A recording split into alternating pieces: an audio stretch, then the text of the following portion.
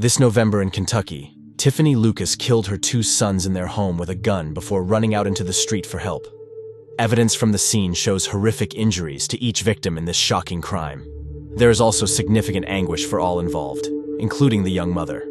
My daughter came out to get a package, and she told me that there was police cars and a lady out here in a black SUV, and saw yellow tape and policemen, and it scared her. In today's video, we're going to go through this investigation and focus on the case for the defense. The story hinges on the idea that this was an accidental murder and that the mother was not in control of her actions. The extent to this and the claims made by both her and her family members are fascinating. Could it be possible that she is telling the truth and has diminished responsibility? Is there more to this than people want to believe? As always, we want to see your opinions on all of this in the comments section below. Once you have seen what we have uncovered about Tiffanie Lucas and this intense true crime case, tell us what you think. Is all she's saying about manipulation just a way to cover up her true motive? Or do you believe that this is a heartbreaking case of a mental health crisis with devastating consequences? Just a couple of weeks ago, a tragic double murder occurred in an unassuming part of Bullitt County, Kentucky. Each victim was a young boy shot in their home, in a case that has stunned local law enforcement. Their unsurvivable injuries came at the hands of their own mother, yet she pleads not guilty to the accidental murder. This is a strange case that is in its infancy, so we're a long way from learning the truth or reaching a verdict. However, it is fascinating because of the deeper details of the investigation. In the true crime video that we are going to look at today, we are going to examine in greater detail the circumstances surrounding the deaths of these two young boys in their home and the manner in which they passed away. Before delving further into the potential motivation, we are going to have a conversation about the tragic events surrounding the tragedy from both of their points of view, as well as that of their mother. You are going to want to make sure that you watch this one all the way through, because there are three various theories that are presented, and it is possible that any one of them is accurate. You won't believe what one of her statements of explanation is because it sounds so absurd at first. However, the more we reflect on it, the more we begin to question whether or not she isn't, in fact, a heartless killer after all. Are you curious? Well, let's get started with the basics of the intense case. The victims: Maurice Peanut Baker Jr. and Jaden Howard. Two young boys died in a bedroom in a residential property in Bullitt County on November 8th. Maurice Peanut Baker Jr. and Jaden Howard were half-brothers and aged just 6 and 9. Bystanders found them with gunshot wounds to the head. They were both beloved members of the community and part of a wider network of step-and-half family members in the area. A neighbor entered the home after hearing the shots to find the children covered in blood with a gun next to them. Police and paramedics quickly responded and took the boys to Norton Children's Hospital in Louisville. Officials believe that both were still alive when found and en route to the hospital, but soon succumbed to their injuries. Later reports state that the location of the wounds meant that they would not have been survivable. So far, looking at the report on the two victims, this sounds like a lot of other child murder cases we cover on this channel. A parent takes out a gun, points it at their trusting children, and then pulls the trigger. However, keep watching to see why this case is a little different than normal. There are aspects to the suspect's statement and behavior that suggest something else is going on here. If you are a subscriber, you'll have hopefully seen our other videos in this parent murderer series. If not, remember to subscribe and hit that notification bell so you don't miss out on future content. The suspect, Tiffanie Lucas, the mother of the victims, is the one who has been arrested and is being held for questioning in connection with these killings.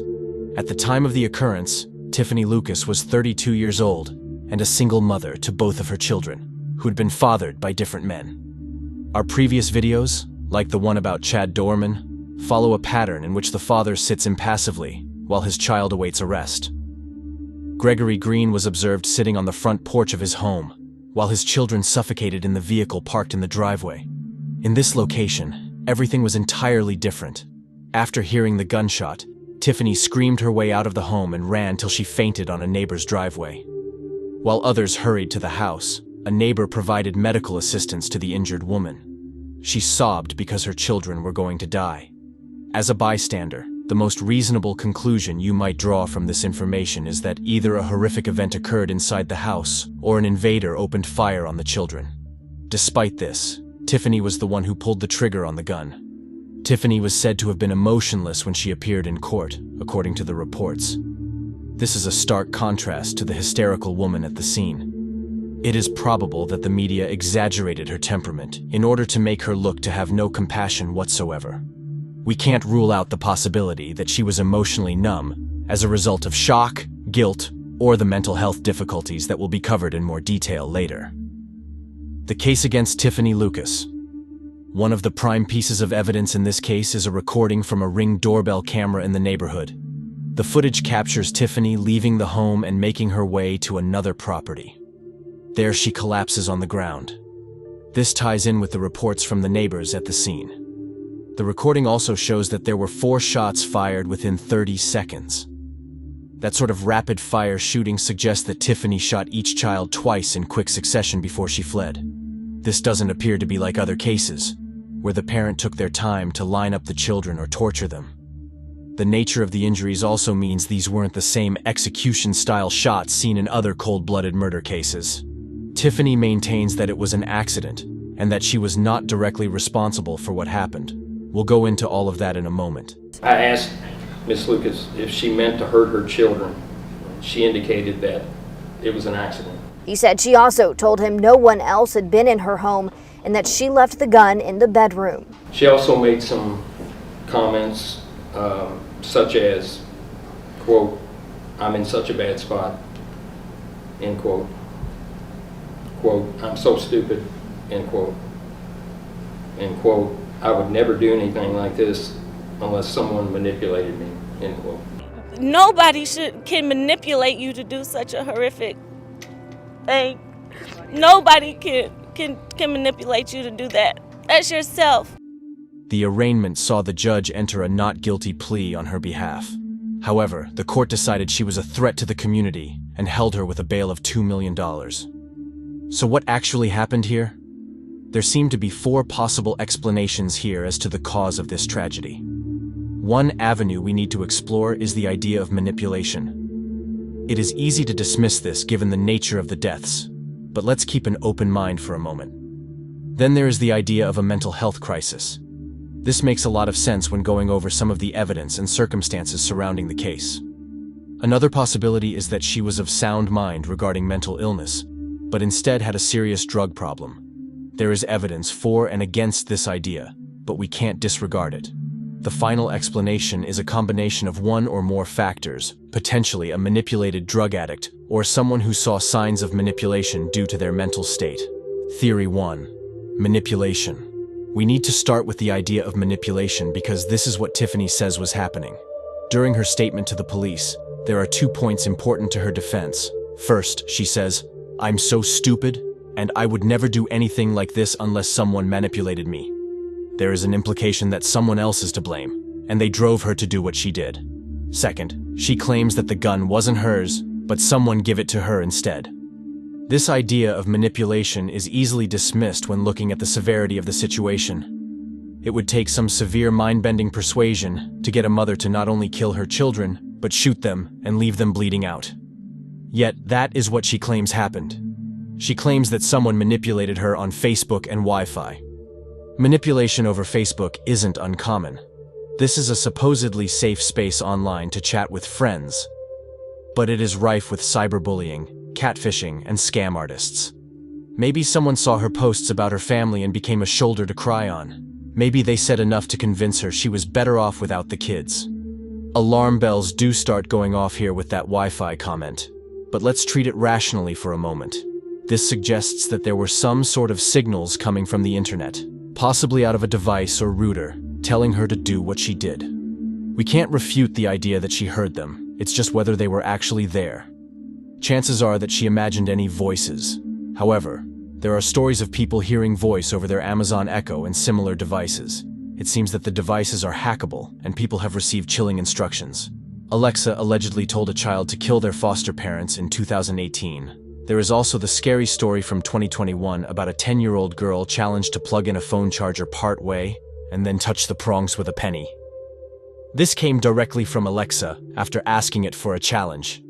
Then there is that idea that someone gave her the gun used in the shooting. This was apparently not a deliberate purchase made for home protection or other means. Instead, she claims someone else left it in her possession. If this is the case, why would they do so? Is there the possibility of an acquaintance manipulating her over social media and then giving her the weapon? If so, there is another party with a lot to answer for. Theory 2. Mental health crisis. Another theory is that Tiffanie suffered a severe mental breakdown, and this is what drove her to kill that day. Again, evidence from the day suggests this could be a possibility. Tiffanie wasn't found in her home after the shooting. Instead, she was receiving assistance on the driveway of a neighbor's home. She had collapsed there, crying out for help for her dying children.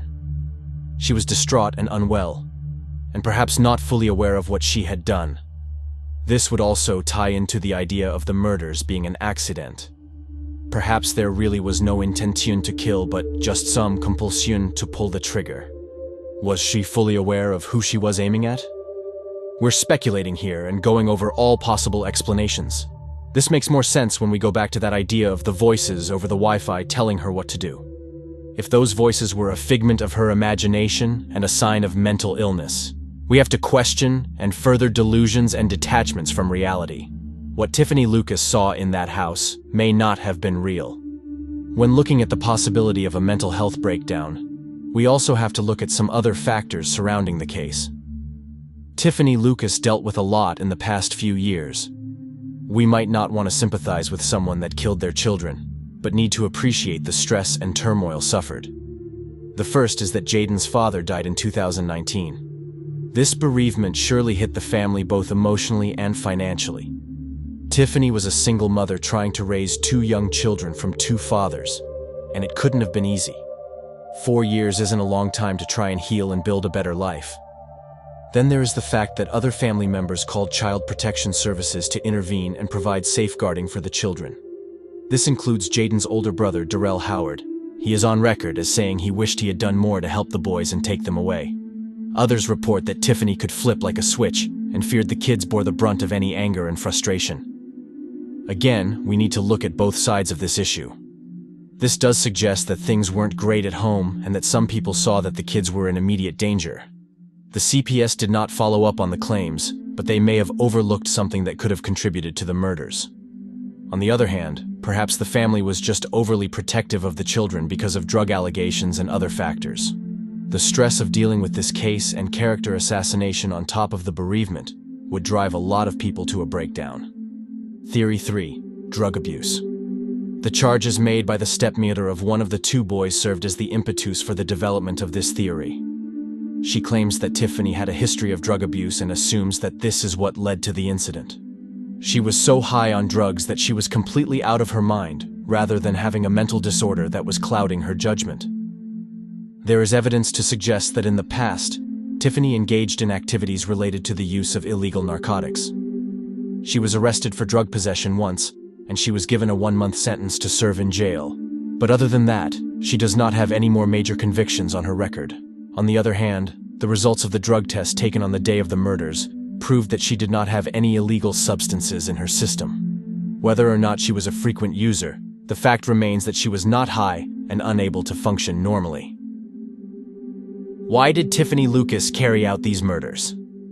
The fact of the matter is that Tiffanie is currently detained pending the outcome of her legal case. The defense has a lot of evidence at their disposal that they may use to suggest that this whole thing was caused by a mental health crisis. The claims that were made about manipulation, the manner in which the suspect behaved on the street, and the circumstances surrounding the case are all consistent with one another. It is quite improbable that someone else coerced or influenced her to act in this manner. Despite this, it lends credibility to the notion that she is psychotic and detached from the actual world. It is possible that she did not intend to do all of this, and that the situation was beyond her control. There is a significant possibility that she did not. Despite this, the reality that those 2 youngsters were slain by gunfire cannot be ignored. Whatever the truth may be, they should be held accountable for their actions. We have no choice but to hold our breath and watch to see what kind of sentence she receives. There are a few aspects of this case that stand out as distinctive in comparison to some of the others that we have talked about in recent times. In the past, it was simple to imagine a callous and villainous father betraying his children and turning his back on the family. The actions and circumstances seem different here, but maybe we're being played? We'd love to read your thoughts on what you think is going on. Is Tiffanie Lucas the result of either a lack of attention to her mental health or deliberate manipulation? Is it possible that she has simply fabricated this story in order to give the impression that she does not have control over her actions? And we love them so much. So many other people really love them and could have been there to help them. But she wouldn't allow that. She was too selfish. And now they're gone.